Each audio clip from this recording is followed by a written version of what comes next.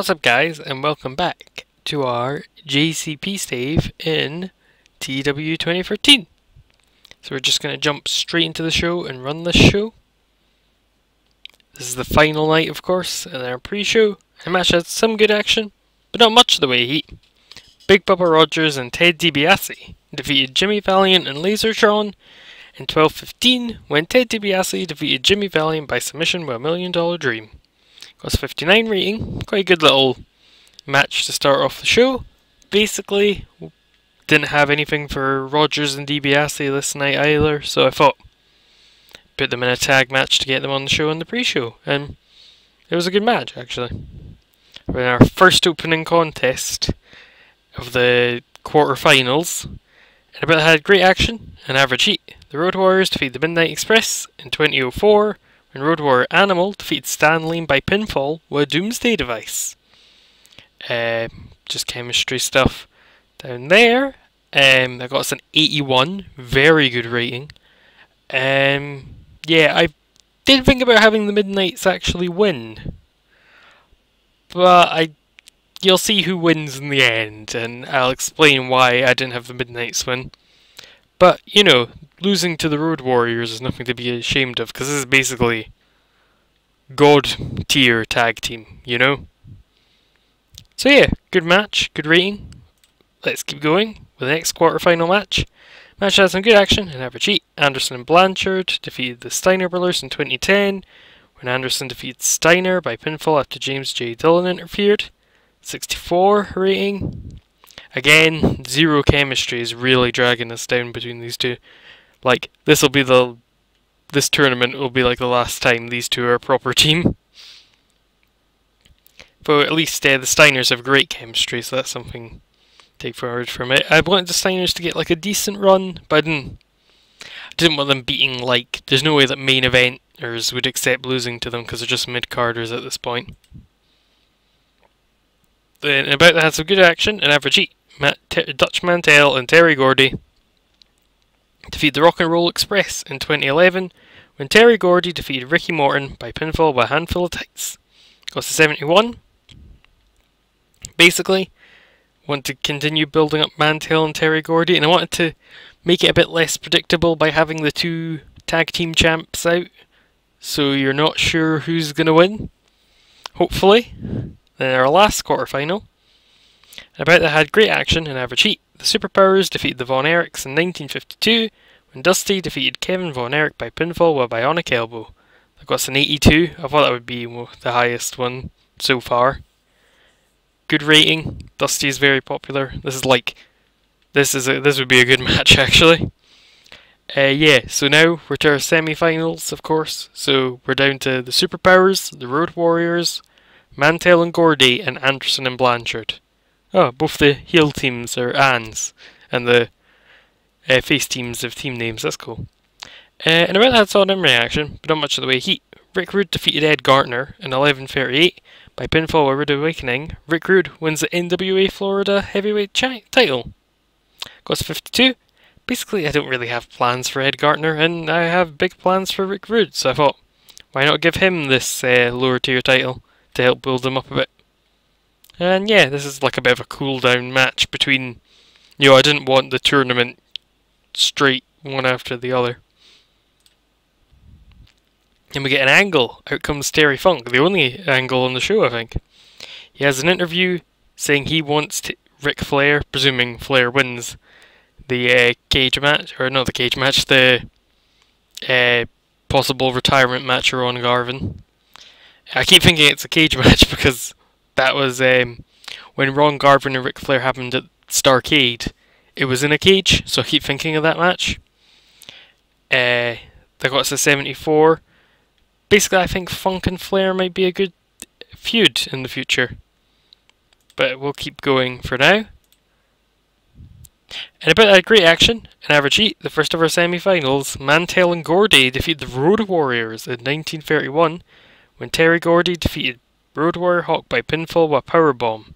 Got us a 70. Bit of a surprise outcome, I think. I don't think many people would have expected Mantel and Gordy to beat the Road Warriors. But, you know, these are two top level guys. Two of the top heels of the company right now. and two people that were really building up. And in the other semi-final, the bout that featured great action and a good crowd, the Superpowers defeated Anderson and Blanchard in 2027. Dusty Rhodes defeated Tully Blanchard by pinfall with a bionic elbow. Got us an 82. God, that's an 82 with zero chemistry. Wow. That is an insanely good rating. Yeah. So our final is the Superpowers versus the team of Mantel and Gordy. I'd love to see who you think is going to win. I'll be quite intrigued actually. I wonder if anyone will guess right. Well, imagine you will. You've got a 50-50 chance of guessing right. And of course there'll be folk who watch the video and then come back and be like, oh, I got it right, guys. And about the featured great action and a good crowd, Ric Flair defeated Ron Garvin in 1943 by pinfall. So Ron Garvin, Rubbish Ronnie Garbage, his career in the NWA is over. This is a somber moment. Want you to all, let it sink in that we won't see Rubbish Ronnie anymore. Got us an 83, damn. Flair, you're God at this point in time. He makes defense number 3 of his NWA World title, and basically it's the end of the Limos, Precious and Space Mountain storyline. Our first world title feud. Basically all our feuds are culminating. Damn, I thought this match would do better. Well, it featured great action and average heat in a special attraction match featuring one of All Japan stars Barry Windham defeats Stan Hansen in 1941 by pinfall with superplex. Was it 71? Basically, I want to keep building Barry Windham up, and I thought, I've got Hansen. This would actually be a really cool match, actually. Or a tag team, actually. I just want these two to be associated in some way, because that is cool. Then moving on in the final, in our main event of the evening, and about that had great action and a good crowd. Mantel and Gordy, they manage it, they do the upset, defeating the Superpowers in 29:43. When Dutch Mantel defeats Nikita Koloff by pinfall using underhanded tactics. Oh, they're such heels. Dutch Mantel and Terry Gordy win the Jim Crockett Sr. Memorial Cup. So yeah, I don't think anyone actually predicted Mantel and Gordy would win in the original comments, which I find kind of interesting. Basically, I want these two to be almost like the heels are the Horsemen, or to be more accurate, the heels are Flair and then these two. Like these two are going to be the top non-Horseman heels with DiBiase. We have a lot of top level heels actually. We could do a babyface world champion at some point. But yeah, let's go to next, see what our show rated. 76, pretty good rating. Obviously we had some matches lower down that should have been higher up. I didn't think Flair and Garvin would do that well. That's the best match on the show.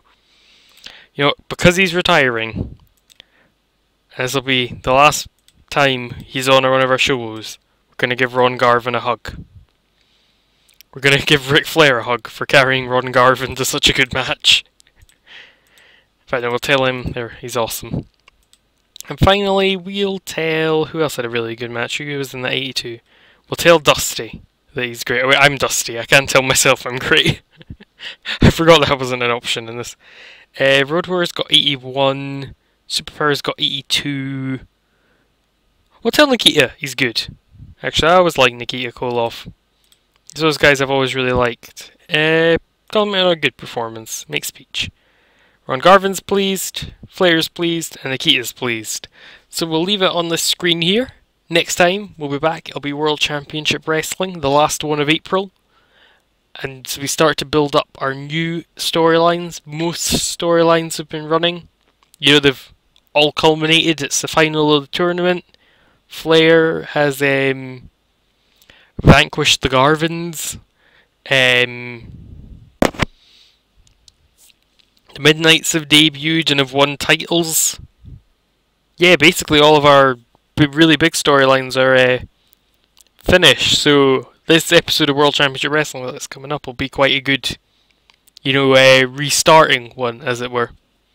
But I hope you enjoyed this episode. If you did, and you want to see the other stuff I do, hit the subscribe button. If you like this video, give it like a cheeky little like, And I'll see you in the next one.